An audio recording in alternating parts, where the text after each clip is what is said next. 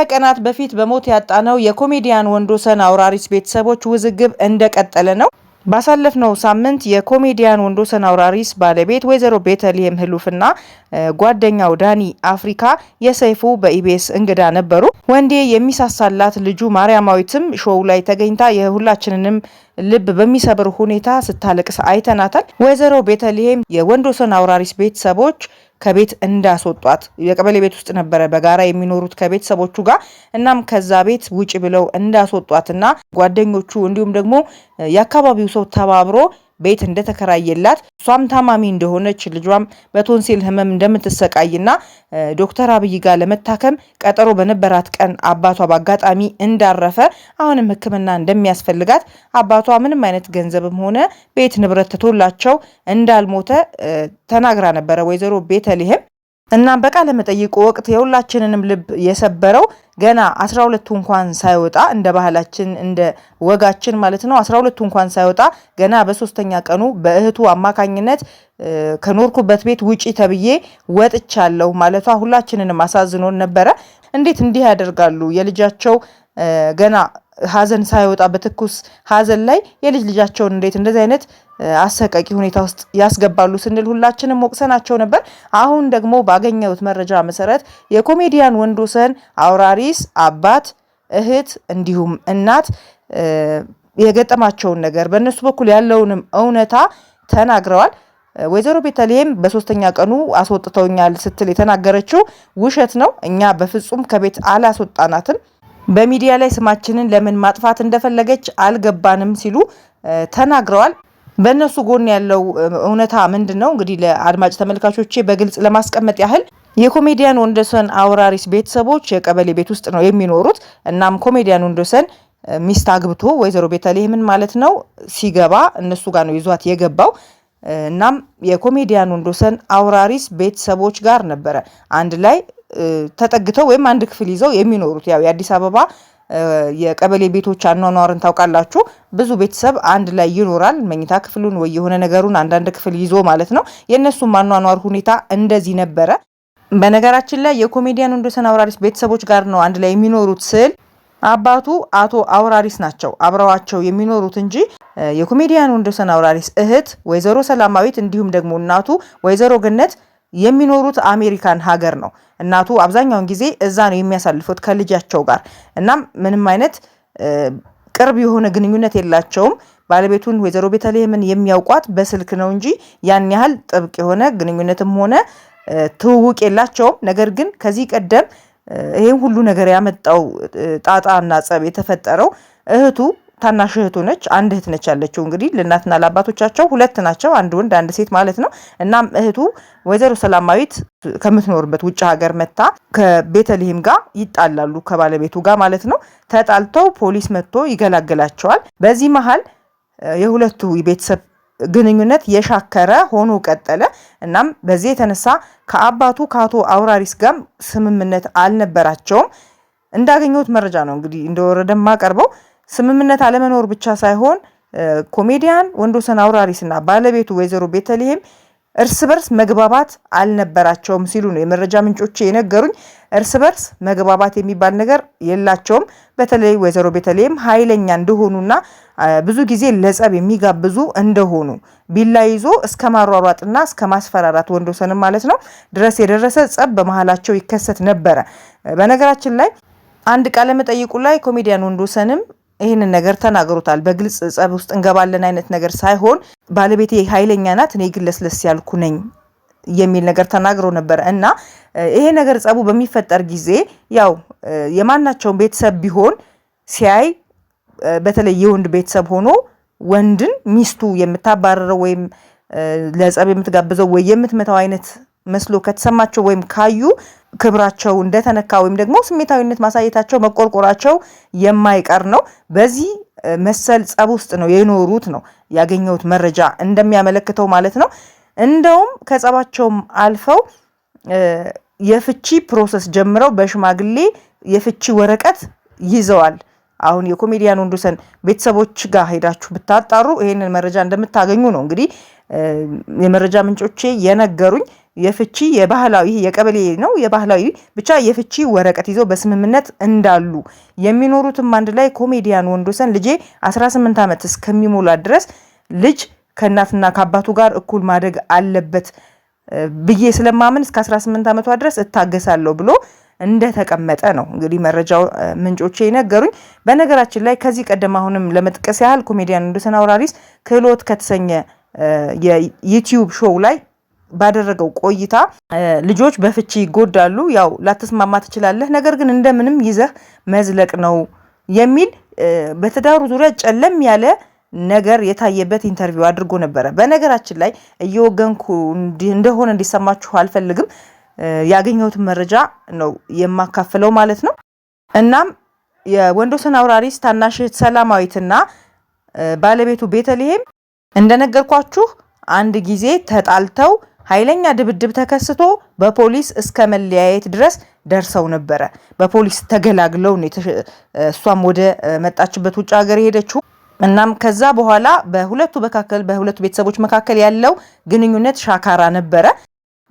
የለቅሶ ጊዜም ምናልባት ይሄንን ካስተዋላችሁ የቤተልሔም ቤተሰቦች እና የወንዶሰን አውራሪስ ቤተሰቦች ይሄ ጎራ የከፈለ አይነት አቀማመጥ ነበረ የተቀመጡት፣ ጸበኞች እንደሆኑ በግልጽ በሚያሳውቅ ሁኔታ ማለት ነው። ቤቲ እንዳለችው ገና በሶስተኛ ቀኑ ከዚህ ቤት ገና ጸጉሯን ይዤ አንጠጥ እያስወጣታለሁ ስትል ሰምተው ሰዎች ነገሩኝ ነው ያለችው። በግልጽ ለሷ ውጪ ምናምን አልተባለችም። ነገር ግን ሰዎች ቆይ ያስወጣታለሁ እያለች ሰምተው መተው ነገሩኝ። እኔም ለህይወቴ ስለምሰጋ ለልጄም አእምሮ ደህንነት ስለምሰጋ እውነቷን ነው ወጣሁኝ። ከዛም የወንዶሰን አውራሪስ ጓደኞች እንዲሁም ደግሞ አካባቢው ላይ ያሉ ጎረቤቶች እግዚአብሔር ይስጣቸውና ማረፊያ ቦታ ተከራዩልኝ። እኔ ታማሚ ነኝ፣ ልጄም ታማሚ ነች፣ እንዲህ አይነት ነገር ማሳለፍ አይገባንም ስትል ተናግራለች። እንደምታስታውሱት ሰይፉ ላይ እውነቷን ነው፣ መሸሿ ተገቢ ነው። ፊት ለፊት ግን የተነጋገሩት ነገር እሷም እንደሌላ አምናለች። የወንዶሰን አውራሪስ ቤተሰቦችም እኛ በፍጹም አላልናትም፣ ከየት እንዳመጣችሁም አናውቅም ብለዋል። እንደኔ አተያይ እዚህ ጋር ጣልቃ ገብቼ የራሴን አስተያየት ስሰጥ ቤቲ ዝም ብላ አይደለም ተነስታ የወጣችው፣ የተባለ ነገር አለ። እንዳልኳችሁ ጸበኞች ናቸው ቤቲና እህቱ ሰላም። ስለዚህ በመሃል እንግዲህ የወንዶሰንና የቤቲም ግንኙነት ጥሩ አይደለም እንደተባልኩት። ስለዚህ ወንድሜን አቃጥላ ደፋችሁ፣ ቆይ አስወጣታለሁ ትንሽ እንትን ይበልና ምናምን ስትል ሰዎች ሰምተው ለቤቲ ነግረዋት ሊሆን ይችላል። ላትላት ትችልም ደግሞ አንድ እንደ እህት ሆናችሁ አስቡትና ወንድሜን አቃጥላ ደፋችሁ ልትል ትችላለች። ወይም የሆነ ነገር ስትል ሰምተው ሄደው ነግረዋት፣ ቤቲም ባለቤቷን ብሏል፣ ኃይለኛ ሴት ነች። ስለዚህ ለቃ እንደወጣች ነው የምገምተው። የኮሜዲያን ወንዶሰን አውራሪስ ቤተሰቦች ደግሞ ያሉት ምንድነው ገና በለቅሶ የመጀመሪያዎቹ ቀናት 3 ቀን እንኳን ሳይሆነው የጎፈንድሚ አካውንት አስከፍታ ስትሯሯጥ ነበር ገንዘብ ለመሰብሰብ እና ይሄንን ስናይ እንዴ ለምንድን ነው ይሄንን የምታደርገው ብለን ጠይቀናል ነው ያሉት። የሚገርመው ነገር ከሁለቱም እንደተረዳሁት ፊት ለፊት ቁጭ ብለው አላወሩም እነዚህ ሰዎች። እናቱም ከውጪ እንደመጣሁኝ የታለች ብዬ ስጠይቅ ያች ናት አሉኝ።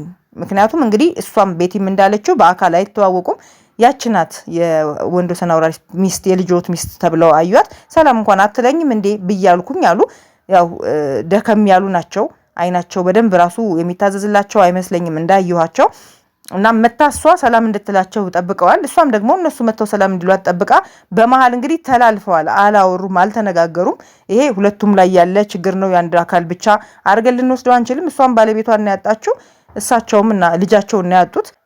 እናም ጎራ ከፍለው የእሷ ቤተሰቦች ወደዛ የእሱ ቤተሰቦች ወደዚህ ሆነው ነበረ ለቅሶውን እንኳን ሲያደርጉ የነበሩት። እናም የኮሜዲያን ወንዶሰን አውራሪስ ሚስት እውነት ለመናገር ጎፈንድሚ አካውንት ለማስከፈትም ሆነ ቶሎ ብላ ከቤት አባረሩኝ ለማለት የፈጠነችም ይመስለኛል። ዳኒ አፍሪካም ጓደኛው ነው። ነገር ግን ከሷ የሰማውን ነገር ይዞ ወዲያውኑ የጎፈንድሚ አካውንት ወደ መክፈት ለሷ ቤት ወይ ደግሞ ገንዘብ ለማሰባሰብ ወደ መሮጥ እንጂ በእነሱ በኩል ያለውንም ነገር ለማጣራት የሞከረ አይመስለኝም። እነሱም ይህንን ቅሬታ አንስተዋል። ራሱም ብሎታል። ስሰማ በቃ ከወንድዬ ባለቤትና ከልጁ ጎን መሆን እንዳለብኝ ተሰማኝ ነው ያለው። እናም ከቤተሰቡ የሰማው ነገር የለም። ምን ተከሰተ እንዴት ታረጋላችሁ ብሎ አልወቀሰም።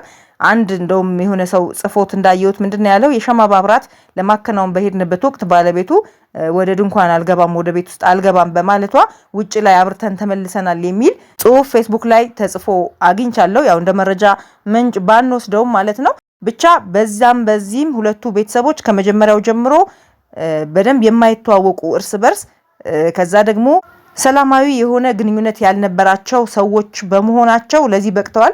በመሃል የምታሳዝነው ህፃኗ ናት። ገና 10 ዓመቷ ነው።